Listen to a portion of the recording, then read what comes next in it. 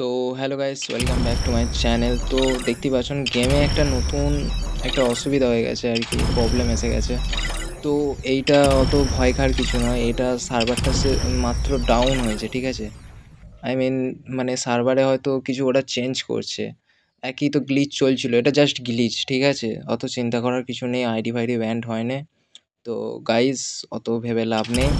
হ্যাঁ, একটুখানি ওয়েট করো, শুধু একটুখানি ওয়েট করো, তাহলে তোমার অ্যাকাউন্ট হচ্ছে ঠিকঠাক আবার চলে আসবে আর কি, গেমটা খুলে যাবে, ওপেন হয়ে যাবে। চাপ নেবে না বেশি। তো সবাই বেশিরভাগ জন ভাবছে যে হচ্ছে এটা কিছু মানে আইডি ফাইডি ব্যান্ড হয়ে গেছে এইসব কিছু, বাট এইসব কিছু হয় না, জাস্ট এটা হচ্ছে একটা গ্লিচ চলছে।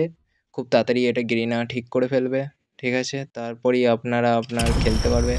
মেন কথা এখানে র্যাঙ্ক সিজন নামছে না, একই গ্লিচ চলছিল, তাই জন্যই হয়তো গ্লিচটা ঠিক করার তার একটু সার্ভারটা প্রবলেম আছে, টেনশন নেবে না।